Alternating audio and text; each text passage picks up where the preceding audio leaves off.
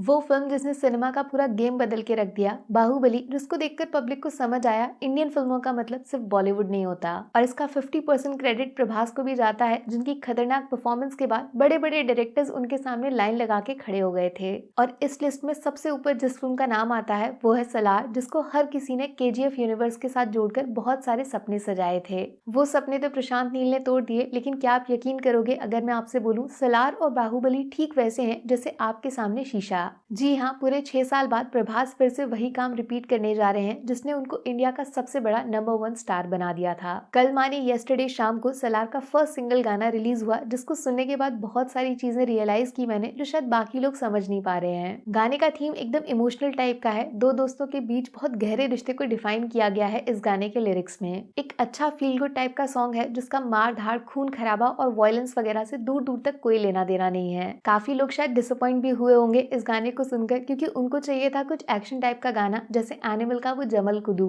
बस यही तो असली गेम है बॉस, जो दिख रहा है वैसा कुछ है नहीं, और जो है वो दूर दूर तक किसी को दिख नहीं रहा है। आओ समझाती हूँ। इस गाने को सुनकर मेरे दिमाग में स्ट्राइक हुआ डायरेक्टर प्रशांत नील का सबसे रिसेंट इंटरव्यू, जिसमें उन्होंने सलार की कहानी के बारे में खुल के बताया। दो दोस्तों की कहानी है जो एक दूसरे के लिए जान देने को तैयार हैं। बहुत ज्यादा इमोशनल कनेक्शन दिखाया जाएगा, लेकिन कैसे वो एक दूसरे की जान लेने के पीछे पड़ जाते हैं, इसमें फिल्म का असली गेम छुपा हुआ है। खतरनाक ट्विस्ट एंड टर्न से भरी हुई स्टोरी लाइन। अब जिसने सलार का गाना सुना वो शायद लिरिक्स को पढ़कर एक बार को यकीन नहीं करेगा कि इन दो दोस्तों के बीच में दुश्मनी कैसे हो सकती है। आखिर फिल्म में ऐसा क्या होने वाला है कि प्रभास वर्सेस पृथ्वीराज का एंगल पब्लिक के सामने अचानक से प्रेजेंट करके सबके होश उड़ा दिए जाएंगे। बस यहीं से मेरे दिमाग में ये फोटो घूमता हुआ चला आया, कटप्पा ने बाहुबली को क्यों मारा। और अगर वाकई प्रशांत नील कुछ ऐसा क्रिएट करने का सोच रहे हैं तो बॉक्स ऑफिस रिकॉर्ड्स को एडवांस में रेस्ट इन पीस बोल दीजिए। बाहुबली वर्सेस भल्लाल देव ये इंडियन सिनेमा में होने वाला सबसे क्लासिक फेस ऑफ है, जिसको एक पार्ट में राजा मौली जैसा डायरेक्टर भी फिनिश नहीं कर पाया।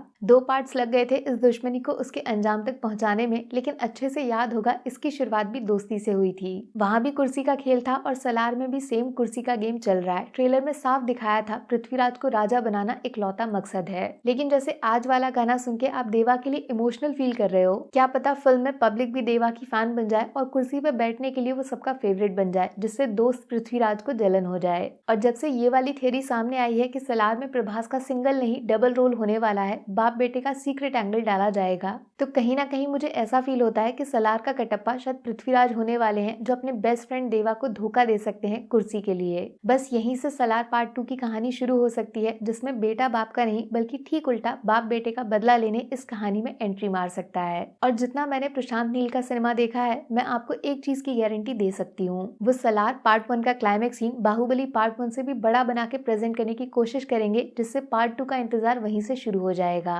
और अगर कहीं पार्ट 2 में सीनियर मेंबर माने पापा सलार के टाइमलाइन में रॉकी भाई का छोटा सा कैमियो दिखा दिया जाए तो थिएटर्स ब्लास्ट हो जाएंगे भैया। देखो, मानो या ना मानो, सलार इनटू बाहुबली, इन दोनों के बीच में कुछ सिमिलैरिटीज तो जरूर होने वाली हैं। स्ट्रॉन्ग फीलिंग है मुझे। शायद सलार का सेकंड ट्रेलर जो 15-16 को रिलीज हो सकता है, उसमें कुछ और हिंट मिल जाए, जिससे फिल्म की कहानी और ज्यादा समझ आ जाए। Fingers crossed. वरना आप बता दो, सलार की कहानी में दोस्त दुश्मन क्यों और कैसे बन सकते हैं? क्या चल रहा है आपके दिमाग में? बोलो बोलो। बाकी वीडियो में कुछ पसंद आया हो या फिर कुछ शिकायत करनी हो तो मैं आपको इंस्टाग्राम पे भी मिल जाऊंगी, वरना थोड़ा सा इंतजार करिए। मिलूंगी आपसे अगले वीडियो में। Take care, bye bye.